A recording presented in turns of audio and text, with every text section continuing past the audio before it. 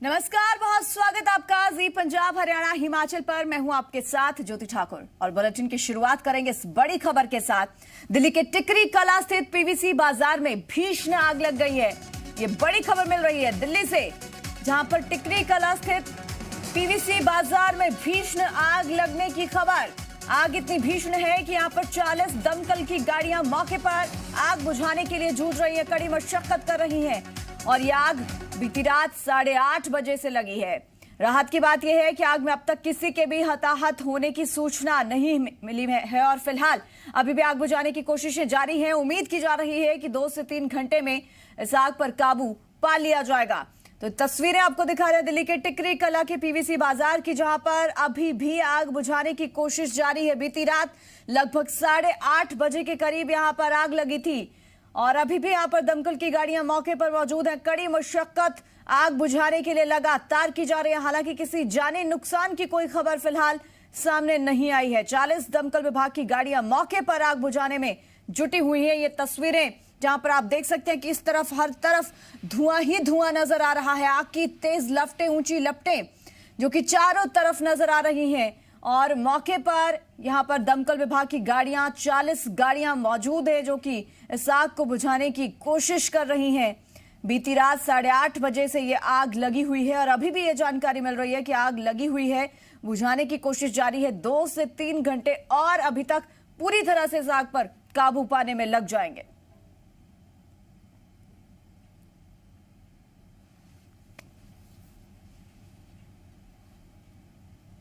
और डेरा बाबा नानक से दिल्ली के लिए रवाना हुए किसान जत्थे में शामिल किसान नेता गुरनाम चढ़ूनी ने गांव छीना में धरना स्थल पर किसानों को संबोधित किया।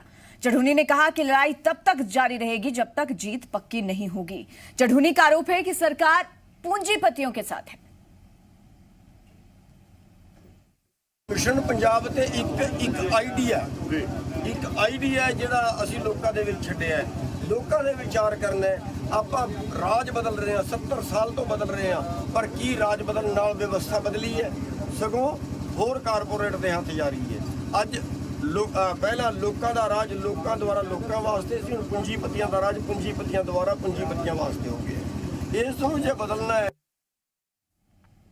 और प्रधानमंत्री नरेंद्र मोदी ने बीजेपी के राष्ट्रीय सचिवों के साथ बैठक की है। करीब 1 घंटे चली इस मीटिंग में जेपी नड्डा और संगठन मंत्री बीएल संतोष भी मौजूद रहे।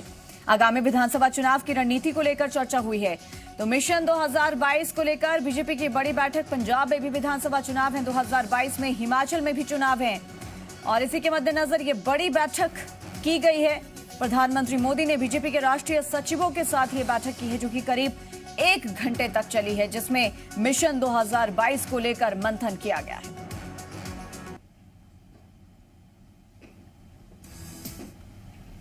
अनिल जोशी को बीजेपी से बाहर किए जाने के बाद पंजाब बीजेपी अध्यक्ष अश्विनी शर्मा और पूर्व मंत्री मास्टर मोहन लाल पठानकोट में साथ में नजर आए। इस दौरान मास्टर मोहन लाल के तेवर भी बदले हुए थे। मास्टर मोहन लाल ने कहा कि वो किसी से नहीं डरते, लेकिन उनके लिए पार्टी सर्वोपरि है। साथ ही उन्होंने कहा कि उन्हें अंदाजा नहीं था कि अनिल जोशी उनके पास आएंगे।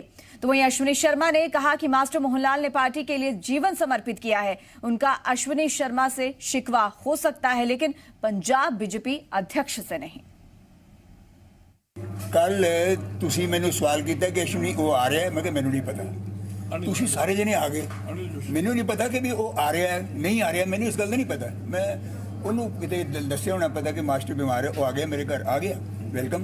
अज जी मैं गल कहना चाहना, पार्टी के डिसीजन सारे लिए सर्वोप्रिय ने। पार्टी सर्वोप्रिय है, व्यक्ति साढ़े लिए बहुत देर के बाद आता। कोई अनिल जोशी कई कुर्बान करते असी, मास्टर मोहन लाल कई कुर्बान करते, अश्विनी शर्मा वर्गे कई कुर्बान करते असी। इसलिए भारतीय जनता पार्टी मास्टर जी ने पार्टी च जीवन लगाया। व्यक्ति दे नाल तो उन्हों का हो सकता कोई रहा होए, लेकिन अश्विनी इस वेले व्यक्ति नहीं है, एक पद है। जब तक मैं अध्यक्ष हाँ पार्टी का, उद तक मैं पद है। उहदे बारे तो उन्होंने कभी कुछ नहीं किया। मेरे नाल शिकवा हो सकता है, लेकिन पार्टी के प्रधान नाल नहीं हो सकता। और जिहड़े निर्णय साडी पार्टी च कोई भी होंदे आ, वो सब दे नाल मिल के होंदे आ।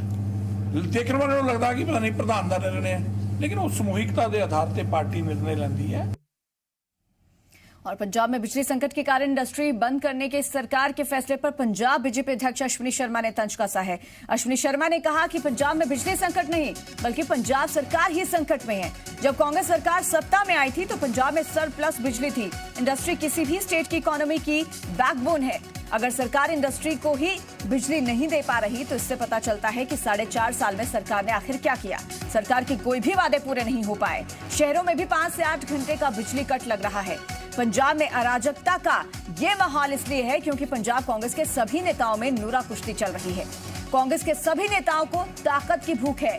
पंजाब के लोगों के बारे में कोई नहीं सोच रहा है।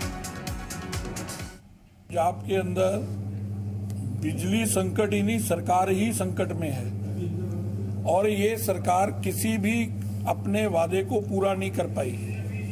और जब ये सरकार आई थी तो पंजाब में सरप्लस बिजली थी।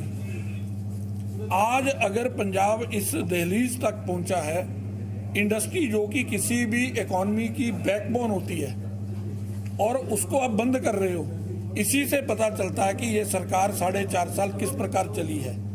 और इधर उधर की बातें करके इन्होंने अपने 4.5 साल पूरे किए हैं। कोई भी वादा, आज त्राहिमाम है। शहरों के अंदर 5 घंटे, 6 घंटे, 8 घंटे बिजली का कट लग रहा है। तो पंजाब में गहराई बिजली की कमी के संकट का असर पठानकोट की इंडस्ट्री पर भी पड़ा है। बिजली किल्लत की वजह से पठानकोट की क्रशर इंडस्ट्री बंद है। क्रशर इंडस्ट्री को 15 जुलाई तक बंद रखने के आदेश दिए गए हैं और उद्योगपतियों का कहना है कि इस इंडस्ट्री पर बुरा असर पड़ रहा है। इंडस्ट्री में काम करने वाले मजदूरों का रोजगार छूटने की भी नौबत आन पड़ी है। जी बहुत परेशानी है। हम लोग साल भर से पहले भी कोरोना के चक्कर में बंद था, अभी भी बंद हो गया। इधर रोजी रोटी बंद हो गया। हम लोग कहाँ जाएंगे, क्या खाएंगे? इधर प्रॉब्लम हो रहा है। मालिक को नहीं कमानी होगा तो हम लोग कहाँ से देगा?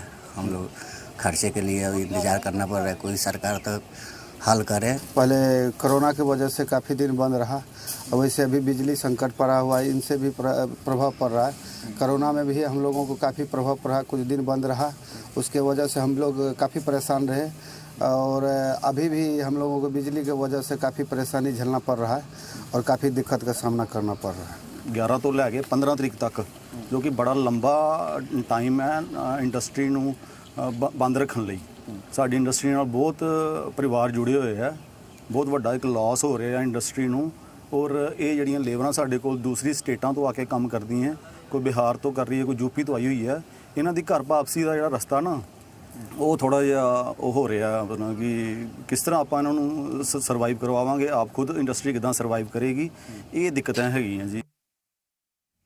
सूत्रों के मुताबिक 2500 करोड़ रुपए की ड्रग्स रिकवरी केस में पंजाब का एक बड़ा बाबा स्पेशल के रडार पर है। बताया जा रहा है कि मध्य प्रदेश में बाबा का एक बड़ा आश्रम और कोठी भी है। रॉ, एनआईए, आईबी और हरियाणा पुलिस के अफसर दिल्ली पुलिस स्पेशल सेल के दफ्तर पहुंचे हैं, जहां गिरफ्तार आरोपियों से पूछताछ करके मामले की पूरी जानकारी ली जा रही है। आपको बता दें कि शनिवार को ही दिल्ली पुलिस ने 2500 करोड़ की 350 किलो ड्रग्स बरामद की थी और इस मामले में 4 लोगों को पकड़ा गया था।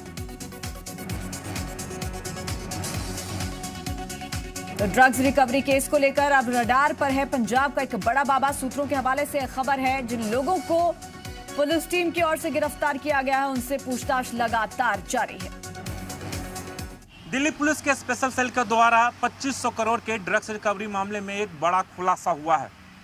इस सिंडिकेट के तार खालिस्तानी लिबरेशन फ्रंट से जुड़ा हुआ है और पुर्तगाल में बैठे इस सिंडिकेट को नवप्रीत सिंह चला रहा था।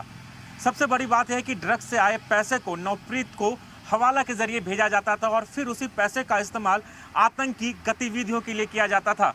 ये खुलासा तब हुआ है जब दिल्ली पुलिस ने कल ड्रग्स रैकेट के 4 लोगों को गिरफ्तार किया, उनसे पूछताछ की और पूछताछ के बाद नवप्रीत सिंह का नाम सामने आया है और इसके तार खालिस्तानी लिबरेशन फ्रंट से भी जुड़ा हुआ है।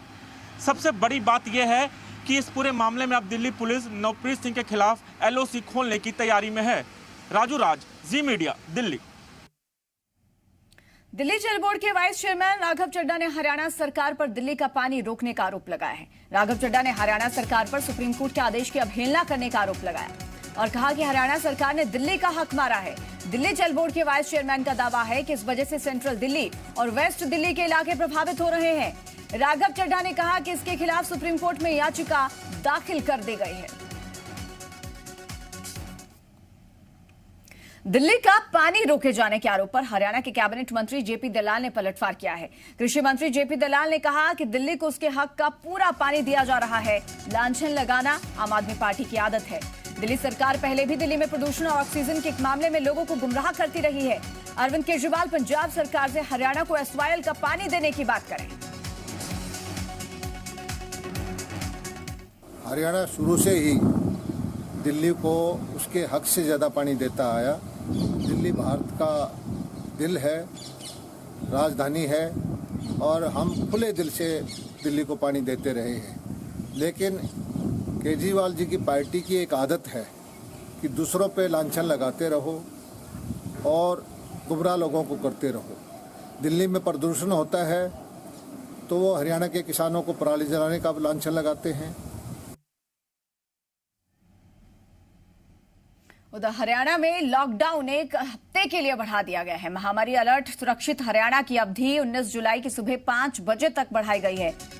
ये बड़ी खबर और बड़ी जानकारी आपको दे दें। एक सप्ताह के लिए लॉकडाउन हरियाणा में बढ़ाया गया है। महामारी अलर्ट सुरक्षित हरियाणा की अवधि 19 जुलाई सुबह 5 बजे तक बढ़ा दी गई है।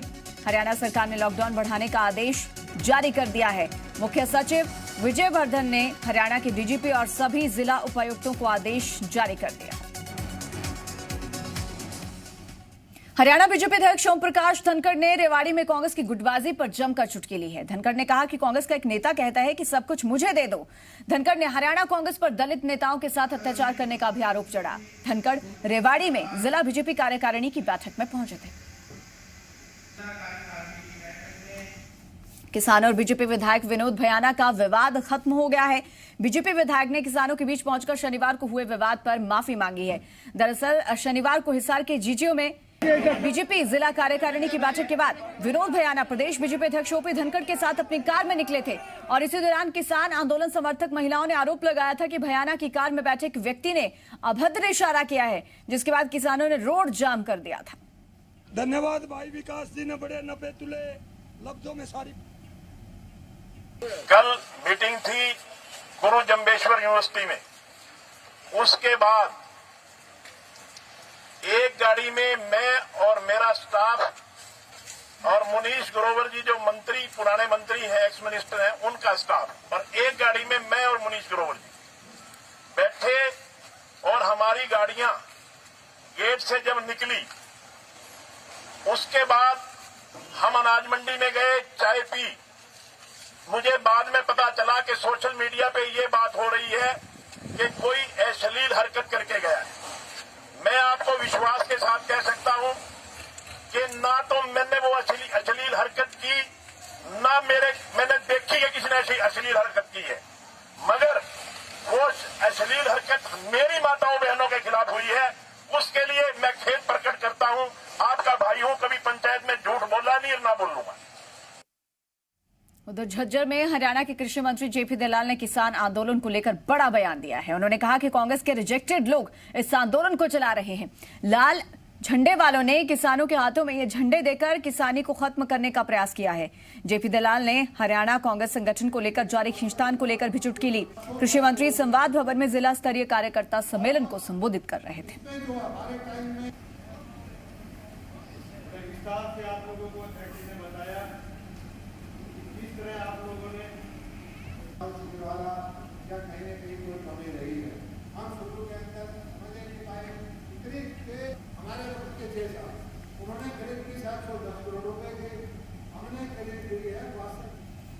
हिमाचल के राज्यपाल बंडारू दत्तात्रेय के सम्मान में जयराम सरकार ने हाई टी का आयोजन किया। इस मौके पर सीएम जयराम ठाकुर ने दत्तात्रेय को हिमाचली टोपी, शॉल और पेंटिंग भेंट करके सम्मानित किया। राज्यपाल बंडारू दत्तात्रेय ने कहा कि हिमाचल को छोड़कर जाना उनके लिए भावुक क्षण है। राज्यपाल ने कहा कि प्रदेश मौजूदा सरकार के नेतृत्व में विकास के पथ पर अग्रसर है और यहां के लोगों से उन्हें भरपूर प्यार मिला। सीएम जयराम ठाकुर ने कहा कि राज्यपाल के तौर पर बंडारू दत्तात्रेय का मार्गदर्शन मिला, जिससे राज्य सरकार प्रदेश के विकास को आगे बढ़ाने में सफल रही। आपको बता दें कि हाल ही में बंडारू दत्तात्रेय को हरियाणा का राज्यपाल नियुक्त किया गया है, जबकि हिमाचल के राज्यपाल के तौर पर राजेंद्र अलेरकर को नियुक्त किया गया है।